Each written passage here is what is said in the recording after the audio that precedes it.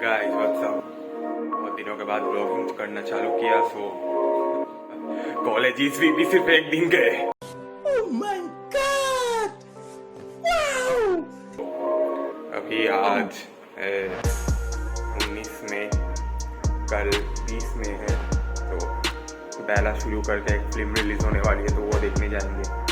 बहुत ही मज़ा आएगा क्योंकि जब से अनाउंसमेंट हुआ ना कि वो फिल्म शूटिंग पे जाएगा, तब से एक्साइटेड था। तो फाइनली थिएटर्स को हिट कर रहा है, तो कल देखने जाएंगे पहला शुरू देख के आ गया हूँ। और फिल्म तो भाई क्या बताऊँ, ये वर्ड्स में एक्सप्लेन नहीं किया जा सकता।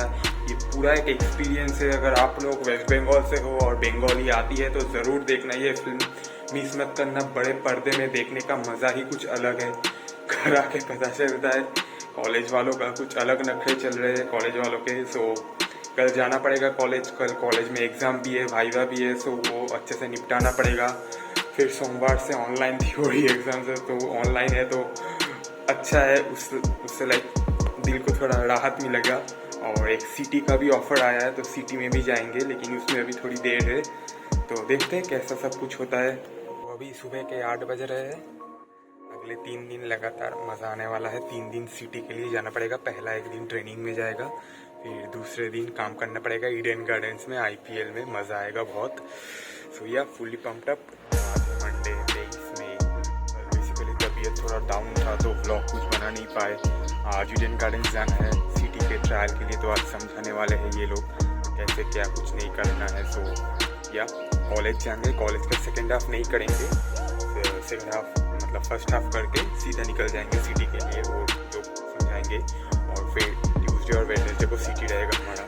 सो फर्स्ट टाइम है मेरा ईडन गार्डन्स। एक्साइटेड हूँ। प्ले ऑफ देखने को अगर मिल जाए IPL का तो क्या ही कहने। एक्साइटिंग होने वाला है आज का दिन। सो डे 1 का सिटी हो चुका है, मतलब कल ब्रीफिंग था ईडन गार्डन्स में, एक 5 स्टार होटल ब्रांड के अंदर। एंड लाइक 5 स्टार होटल का जो मैनेजमेंट था वो एकदम घटिया था। सिटी बहुत जन आए थे, मिनिमम 100 जन तो सिटी करने आए थे डिफरेंट कॉलेज से मिला के। And the 5 star hotel were treating us like dogs and cats. तो पूरा मोटिवेशन डाउन हो चुका है काम करने का। और आज मैच चालू है 7:30 बजे से, लेकिन सुबह को 11 बजे रिपोर्टिंग टाइम है, तो काम तो करना पड़ेगा।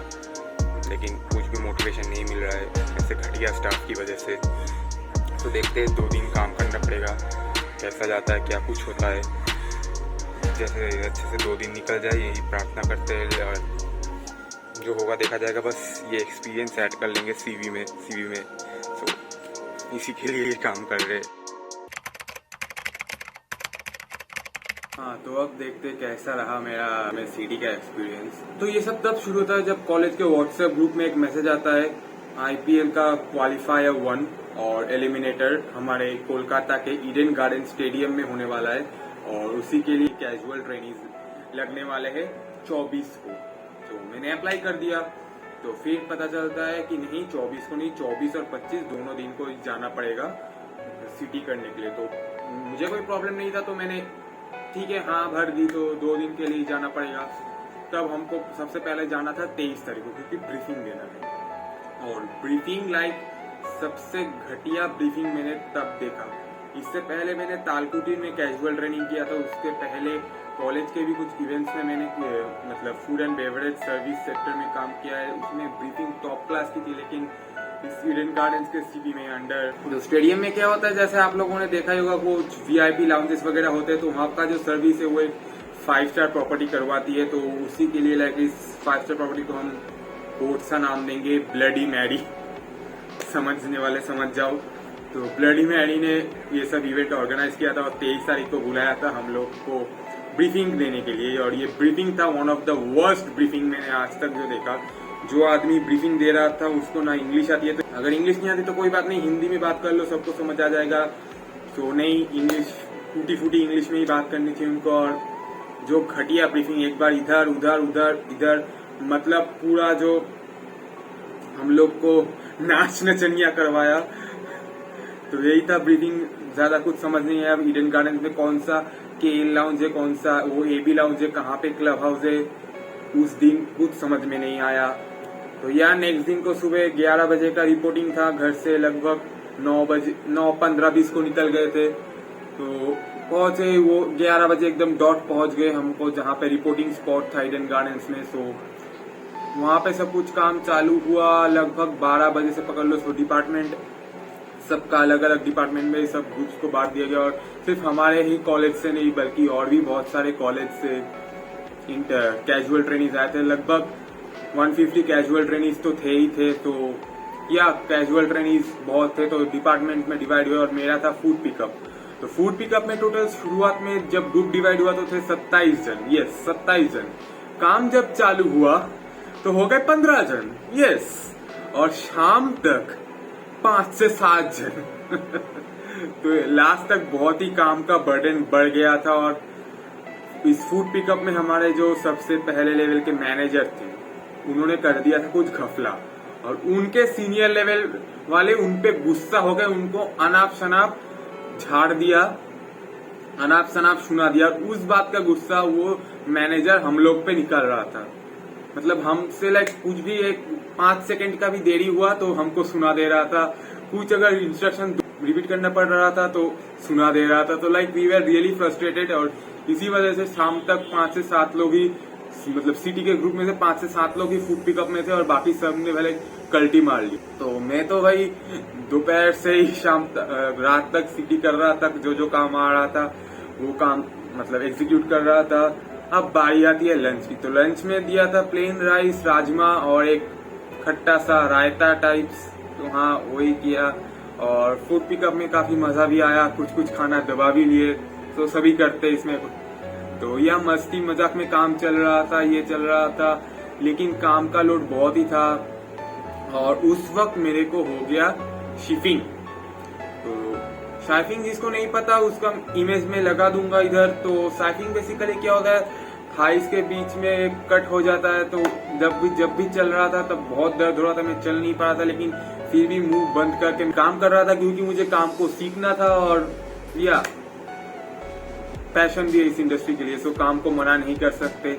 जैसे 7 बज गए, पेन अनबियरेबल हो गया था मेरे को और काम नहीं करना था। लेकिन तो हमने सोचा चलो इस बार थोड़ा गुटली मार लेते हैं, थोड़ा ब्रेक देते हैं काम को। तो ब्रेक में मैंने IPL का मैच चल रहा था, तो मेरे पास वेटर का कार्ड भी था। तो हम घुस गए स्टेडियम में, मैच देखे थोड़ा, फिर आए काम किया, फिर थोड़ा ब्रेक लेके मैच देखे। तो ये सब ऐसे कर रहा था, लेकिन काम ईमानदारी से पूरा किया।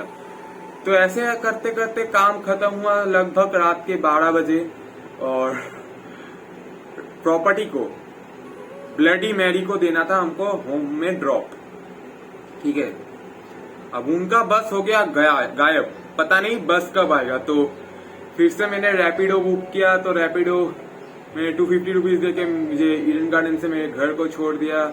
और घर आते आते मैं बहुत टायर्ड हो गया था, और थाइस में पेन भी बहुत सारा हो रहा था, और मेरे फोन का बैटरी भी 5 से 7% पे उतर चुका था। तो घर में आए, लिटरली फ्रेश भी होने का उतना एनर्जी नहीं था, कपड़े बदले और सो गया, और फोन को चार्ज करना भी भूल गया।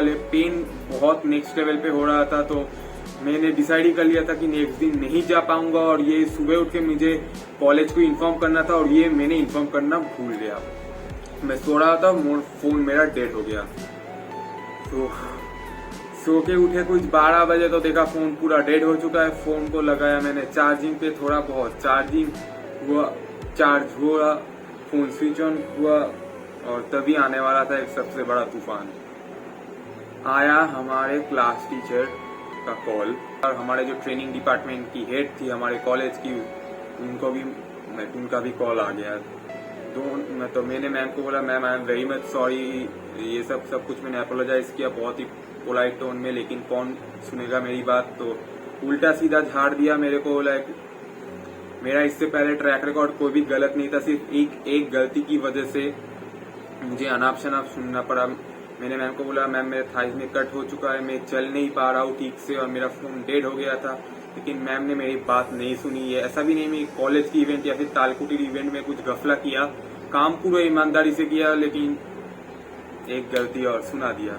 सबसे खराब चीज मेरे को ये लगा कि उन लोग ने बोला, भाई तुम्हारी वजह से हमारे कॉलेज का नाम खराब हुआ है, ऑपरेशंस में इफेक्ट हुआ है, तो तुमको अब इसका जुर्माना देना पड़ेगा, तुमको हम किसी फ्यूचर के सिटी में नहीं भेजेंगे और आईटी में भी तुमको स्क्रू कर देंगे।